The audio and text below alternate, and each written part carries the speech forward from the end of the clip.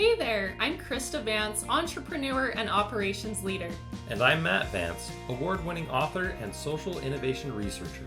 We're your hosts of the Culture Profit Podcast. Your place for purposeful company culture strategy. Learn from HR pros, executives, and thought leaders how to prioritize profits by prioritizing people. This episode is sponsored by Mobrium, the best friend of forward-thinking HR leaders, helping you strengthen your employer reputation as a reflection of your real culture. Learn more at mobrium.com. Welcome, everyone. Today is all about navigating layoffs. Whether you've been laid off, you have a friend who's going through the job search, or you're a people leader supporting your team through a downsize, this episode is for you. We're chatting with Giselle Damian, an experienced career transition coach at Keystone Partners in the Houston, Texas area. So, Giselle, thanks for joining us today. Thank you so much. I appreciate being here. We're excited to have you. And today we'd love for you to do a little introduction of yourself and just tell us how you got into the outplacement industry. Yes, of course. So I am a senior career consultant, and it's interesting because I wouldn't say necessarily by accident I got into this field, but it was certainly not what I was expecting for my career. But basically, I worked for a staffing agency that offered outplacement services. I have to admit, before I joined the team, I didn't even know what outplacement was, even though we were in HR, right? But from there was a team that was needing an additional consultant. There was an influx in work and programs that they were providing to individuals that were being affected by layoffs. And the rest is history. That's how I ended up joining the team. It was for a short term originally, but then it ended up getting transitioned over to a permanent role. Okay. Wow. So as you're helping these individuals who are going through a transition, like a career transition, what does the day-to-day look like for you? Like, how many calls are you taking? What do those calls entail? Yes. Well, I work with quite a bit of people. So I'd say on average, I probably work with about 50 individuals, and that can go up and down a little bit. But as far as my day-to-day, I'm meeting with about 5 to 6 individuals. So we do one-on-one meetings, about 45 minutes, an hour, each one. Mm-hmm. And then depending, sometimes we meet weekly, sometimes bi-weekly. It just depends on the cadence that they want. Mm-hmm. Okay. So you're kind of helping them through that journey of finding their next opportunity. Correct. Yeah. So it's part of the career transition. So it's the time period after they get notification of their layoff. And we hope that, we can get them prepared for their next opportunity. Sometimes that's landing another role, very similar. Sometimes it's pivoting to a different industry. Sometimes other times it's entrepreneurship. And then occasionally we do get individuals that are looking into retirement, either semi-retirement or full retirement. Okay. I can't tell you, I feel like the last probably 2 to 3 years, we've seen so many layoffs happen. And some of those more firsthand, like when Matt's last job that he worked at, he had to be the one that was laying off people, which was really hard. But so with that, I'm sure you get some people who are a little emotional. It's probably fresh, and they come to you and need someone to listen to them. And how do you help them get through that emotional shock initially? Yes, it's tough. I'd say a lot of times it's comforting that I've been there. I've been laid off in the past, and I experienced every single emotion under the sun. I consider myself to be someone that's pretty in tune with their emotions, and you can relate. Yeah, it was tough. It's tough, maybe even more than some people care to admit, because it's kind of a taboo topic a lot of times, and I feel like we're ever since COVID and layoffs, even though they've been occurring for forever, but I feel like we're seeing a lot more now. So I think people are coming a little bit more to familiarized with it, even if they themselves haven't been through it. But what I usually walk through my clients with is that it's completely normal to feel what they're feeling. And sometimes they could feel like they're skipping, an emotion, like, oh, I've already accepted it. I'm not going to be angry. I'm not going to be, upset. But sometimes it has an interesting way of creeping back up. Maybe not immediately, but sometimes a few weeks or sometimes even a few months down the road. So I just explained that, hey, I've been there. I've been in your shoes. I understand how it feels. And then just giving them reassurance that, hey, it's okay to feel that way. If you want to be upset for the week, be upset. But we're going to work on maybe trying to change that mentality, that perspective a little bit. Yeah, it's a lot to have that experience, and it probably feels very vulnerable to, to somebody about it. But also, I'm sure that a lot of the emotions they're going through are just like feeling like they weren't good enough to stay at that job, or, it's hard to not take those kind of things personally. Yes, it is. And it's interesting because we say, don't take it personally, but it's hard because it affects you personally. So how do you not do that? Right. And it's affecting your life. It's affecting your family. It's affecting the goals that you had for your career. So it can be really tough, but I usually look at it as you're mourning something. And, loss of a friend, a loss of a family member. I'm not trying to say that it's the exact same level, right, as losing a job, but a lot of times you're mourning the identity, whether the identity that could have been, or your work was so tied right to your identity, you gave it your all. So I see it as you are mourning something. And just like with a friend, you wouldn't expect to be like, hey, well, you need to get up tomorrow and you need to get over it and that's it.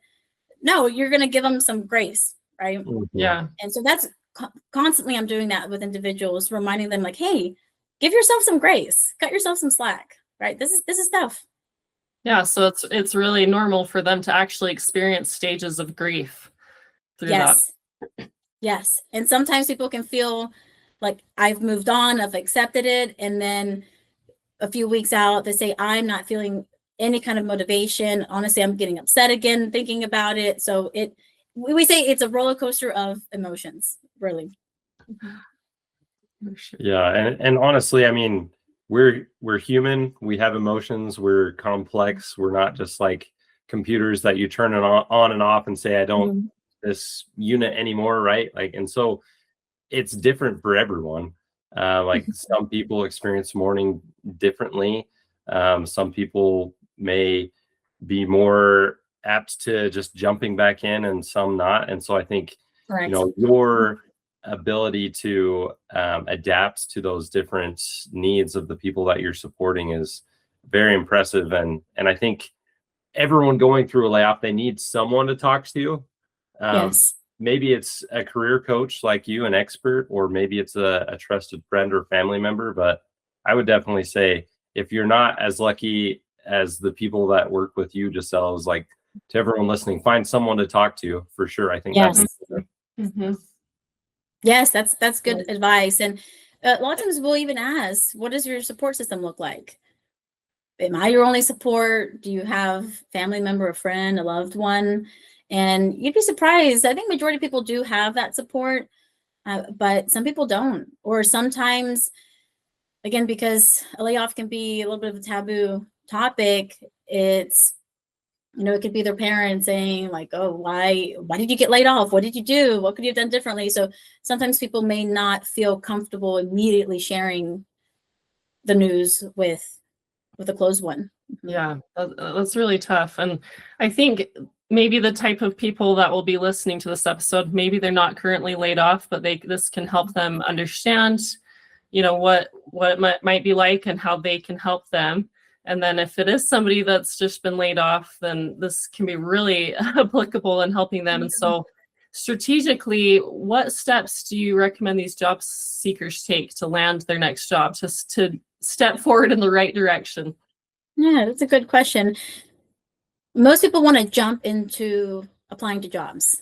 That's the very first step that a lot of people do, which makes sense because you feel like, hey, I'm doing something right away, right? Mhm.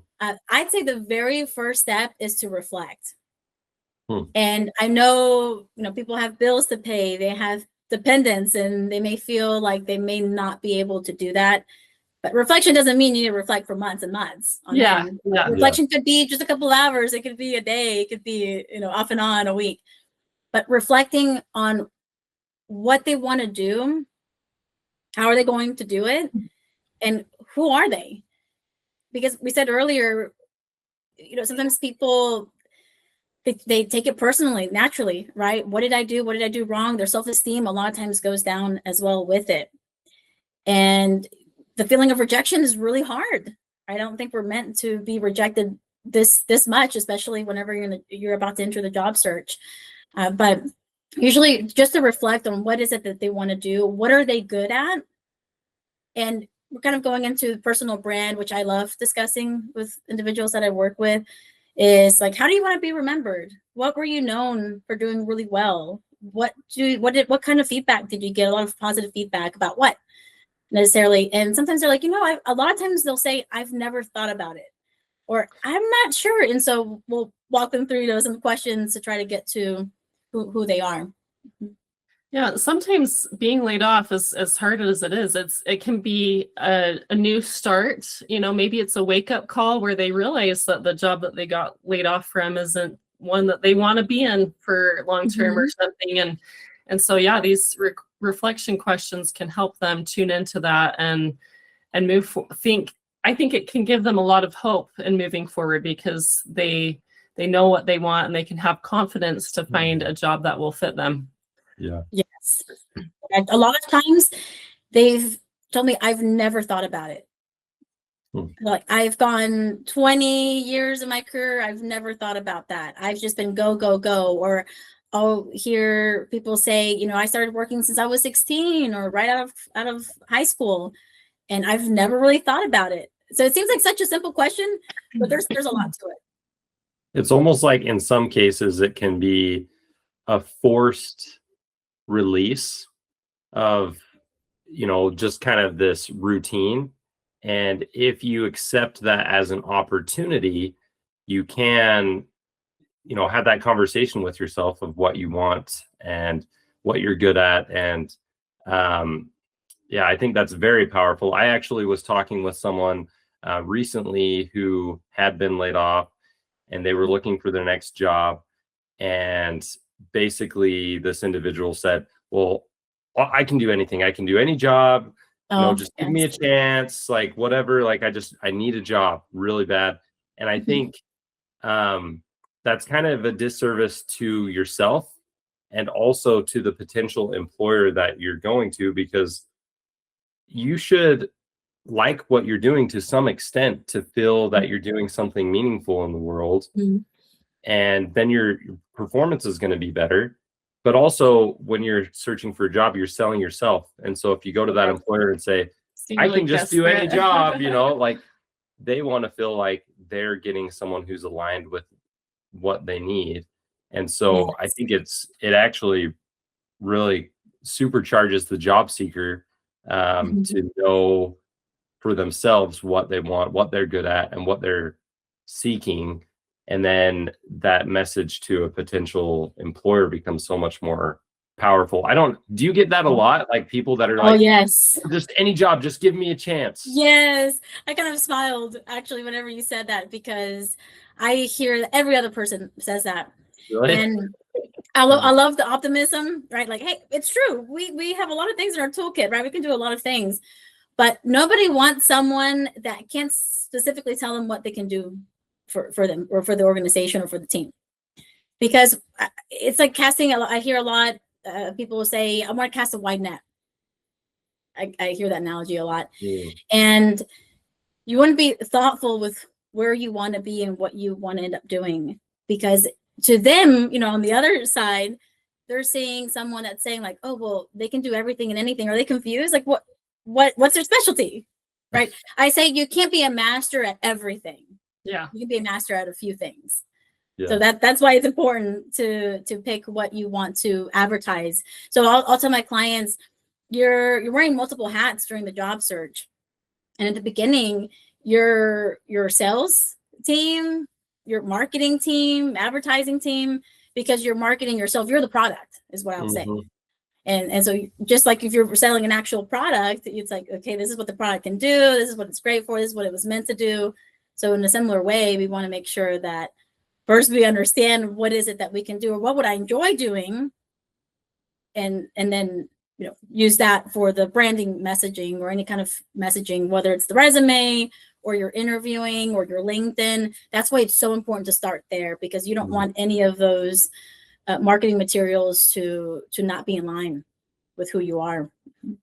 I think a lot of the discussions we've had with, I don't know, getting a job is it's kind of like matchmaking. And if you, this is kind of a total tangent, but if you're doing online dating, you have to set up your profile, and after dating so many people, you kind of know what kind of person you're looking for. And then, you see the job come up or the person, and you're like, okay, is this a fit for me? And so, yeah, I think this reflection process is going to be essential for helping you find that match, not just for you to be happy, but for them to find someone who's going to fit in their culture as well, which is important for both ends.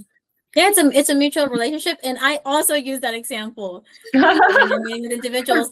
I say, look, you're preparing yourself for rejection. Now, like, even when you're dating, reflect back when you were dating. Like, you may have never been rejected this much in your life. So you're getting used to it almost. Right? Yeah. But yes, because you are trying to be the best version that you can. And of course, still staying true to yourself, right? But you are, I say, like, you're a chameleon. Again, we have a lot of different skill sets, but which skill set does this particular company or organization need? What can I help them with? So I agree. I agree with you.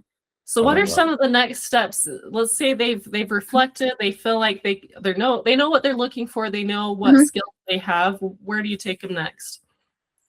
After that, usually the resume, because they've reflected. We want the messaging to reflect that now. So we'll review the resume, which with that, I really like to take my time with it, because it's interesting what a lot of people find to be an accomplishment. People define it differently. And when I'm asking questions like, have you had any accomplishments, any awards? And we say, like, no, I've never done anything like that, or I've never done anything cool like that, or I'm just in sales, or oh, I'm just a front desk receptionist. But I call them golden nuggets. We have a conversation. They mention something that I find interesting. They might say something like, oh, I reorganized the supply closet, which is a true story. And I was like, okay, tell me a little bit more about it. Why did you reorganize it? And she was saying that they had a lot of duplicates of a lot of things. And so she says, by doing that, one, it was more organized. People were able to, it was just easier to access. But she says, ultimately, I'm like, how did this bring value? And she said, ultimately, I was saving the company money, because instead of just buying things multiple times, we knew what we had in the inventory.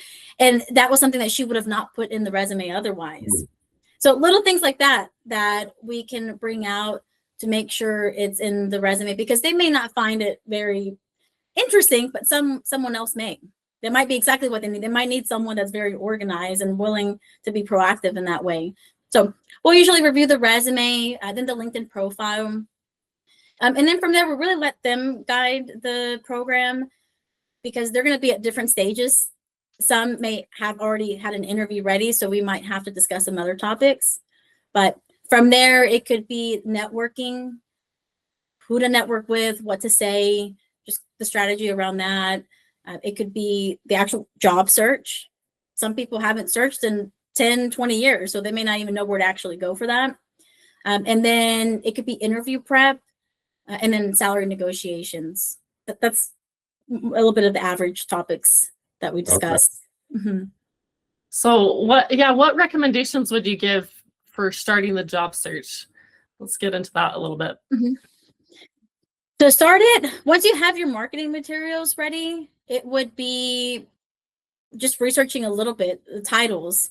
It may not be the exact title that you were in before. The naming convention of titles, those vary. You could have one title for one company, and then it could be something completely different at another company. So I would say just taking your time with job postings, actually reading the job descriptions, and then seeing, okay, do I have any of these skills, or is this something that I can see myself doing? And just researching first. And then from there, if they want to apply, but we usually have them take a step back before they apply. And we have a couple of tools that help with the ATS or applicant tracking systems, completely separate from AI. A lot of people are confused with that now. Yeah. It's going to be looking for keywords. So we'll review the resume, the job posting, and make sure that it aligns. Although AI can help with that, but again, ATS is completely separate from AI. Okay. One question I have, Giselle, is you talk to so many people who are looking for a new job. Like, what's kind of the average timeline? Like, for someone listening to this, maybe they're trying to gauge if they're on track or if they're maybe lagging in their job search. Like, how long does it take to get to that new opportunity? And what would you say to someone who's way past average? Maybe they've been for a really long time. Maybe could you diagnose how to help that individual? What types of things should they be doing if it's just been so long and now they're just feeling stuck? Yeah, good question. I guess I'll answer the later part of that first, is what could they be doing differently? If something hasn't been working, they might have to start reflecting inward and seeing, okay, maybe my resume, they have to audit, right? Maybe my resume is not as good as I thought. And I know that we love to think that our resume is in the best condition, right? Everybody, even myself, right? We can use the help with it. But it could be an issue with that. Maybe the messaging isn't clear on there. Maybe it's the formatting in itself that they need assistance with, so that it can help, with those ATS systems. It could be something with that. It could be their responses to the screening questions, assuming that they've, had a couple opportunities for that. So there could be a couple of things that maybe they're doing different. So I would just ask questions around that to see if there's anything that we can change up and try. A lot of it is trial and error sometimes. Okay. But as far as the time frame, that's a tough one to answer because there's so much around that. Salary, the industry, the title, also the amount of effort that the person is putting in. If I had to put a number to it, as of right now, I would say probably 3 months to maybe 6 months. Okay. This is generalizing, of course. Yeah. I have some clients that land a few weeks after that they receive notice about a layoff. But others, rarely in my case, but sometimes individuals can go into a year. And sometimes you'll see that on social media or news, right? That it's taking people over a year to find their next role. But sometimes it's intentional for those individuals. Sometimes they're being very picky, which is okay with what type of company or organization that they want to land an opportunity with. So there's a lot more questions, right? Maybe they have some savings and they're like, maybe they can be picky. And if that runs out, maybe you can't be picky, right? Right. Yes. Yeah. So that just, honestly, that situation would just make me want to ask a lot more questions to get to hopefully to the bottom of what the issue may be.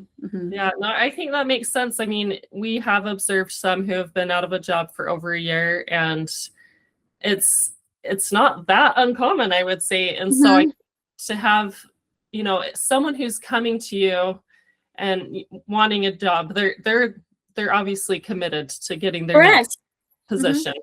And so 3 to 6 months in this market right now is probably, I would say that's probably a good average. But and I think that's helpful for people to know when it is taking a little bit longer than maybe they expect, to know this average. And then if maybe it's taking longer than that, you need to do some more, go back to that reflection, and then resume. And then the next thing you mentioned was interviews, I think was the next. Yes. And I'm guessing you do some role plays with your clients? I'm personally not a huge fan of it because I want to give them feedback in the moment. Yeah, right? If yeah, you were doing right. a mock interview and it's like 45 minutes later, then you kind of forgot who said what. Yeah. So in the moment, I'll just have some questions and I'll ask them the question and they'll just kind of give me some thoughts, kind of like a draft idea.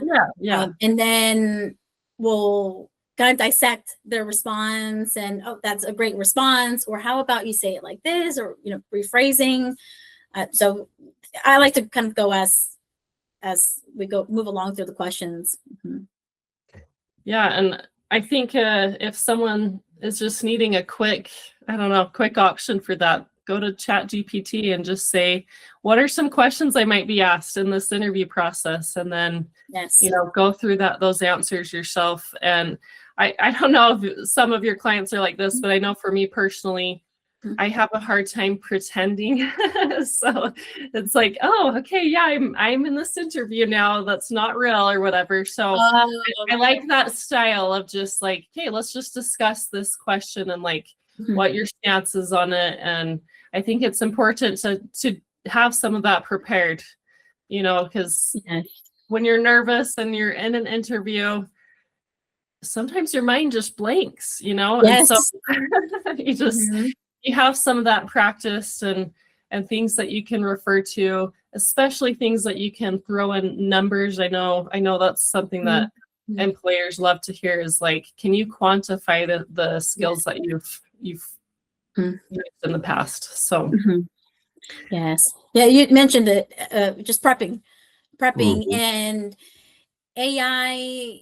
I think it's a great tool for a lot of things in the job search, but for prepping, I actually have AI step into a personality and a role. Because you'll get some of the basic questions, which is great.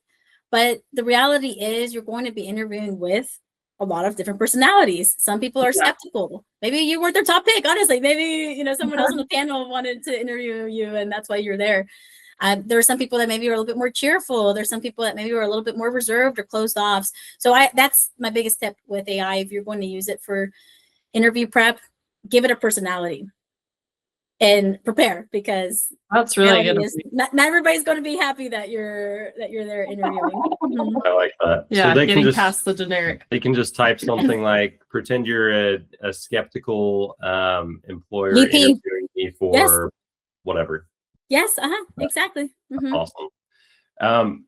I know we're getting a little bit close to the end here, but I'd love to hear if you have any thoughts on salary negotiation and just any other final words of advice.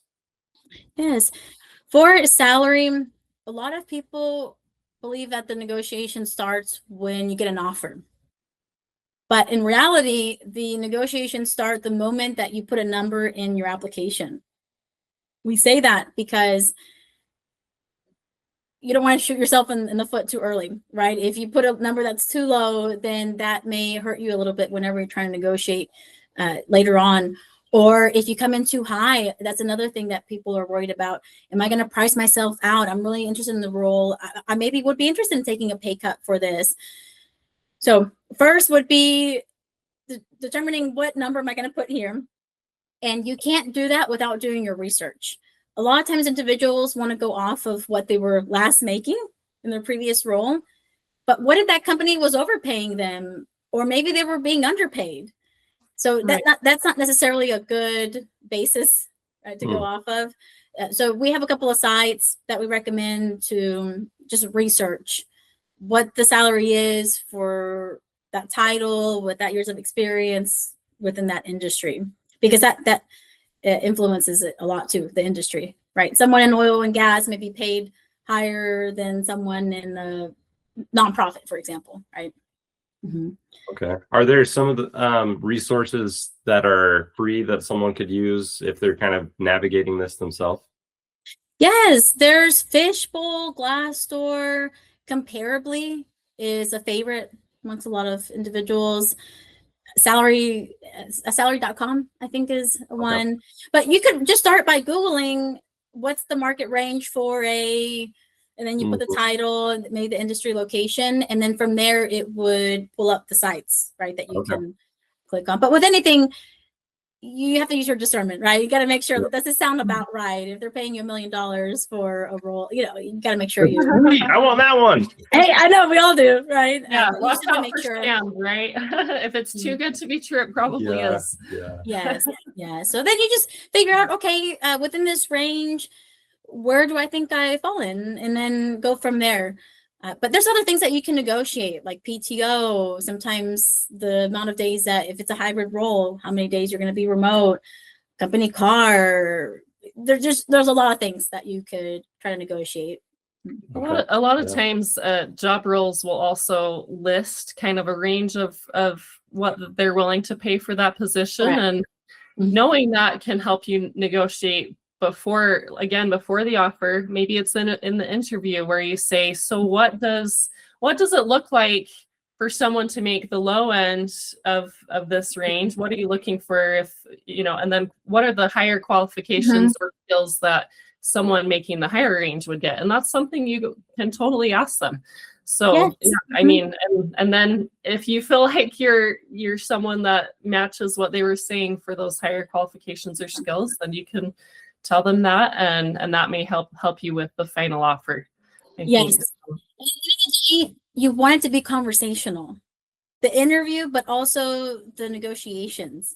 You want both parties to be happy, right? Yeah. Plus, you're starting that relationship. Say you accept, and depending on how you negotiate it, if you put the hammer down, then they might see you. Hey, you might not be starting in the best way, in the best light. So, of course, staying professional, but yes, just having a conversation around it. Hey, can we discuss this? Or what does someone, receiving the higher end of this range look like? Yeah, so I agree. That's awesome. Yeah, well, I think we have some really, really good direction. And if you're listening to this and you've been laid off recently, so sorry for your loss, because like you said, it's a difficult time, and just take some hope in this podcast and take these steps to land your next position. It'll come sooner than you think. So I think just some good things to remember across this whole podcast: reflect, figure out what you really want and tune your resume to match that, and then prepare your interview. There was one in between that, wasn't there? Between resume and interviewing. The marketing materials, was it? The LinkedIn networking? Yeah. Okay. Yeah. LinkedIn. Yeah. And then make sure you're really prepared for those interviews, and they'll come. You'll get it. Yes. So thank you so much for your time, Giselle. And for everyone listening, check out our next episode and leave a review. And we hope you find your next opportunity. Yeah, thank you, Giselle. And we'll link to Giselle's LinkedIn, so anybody who would like to connect with her. You clearly have so much expertise here. Oh, thank you. Definitely. And thank you for joining us today. My pleasure. Thank you so much. Thanks for tuning in to the Culture Profit Podcast, and for being a part of our journey to prove that putting people first is best for business. Today's episode was sponsored by Mobrium. Want to get more employee reviews and streamline your employer reputation? Visit mobrium.com. Now go find one way to prioritize your people and watch your profits grow.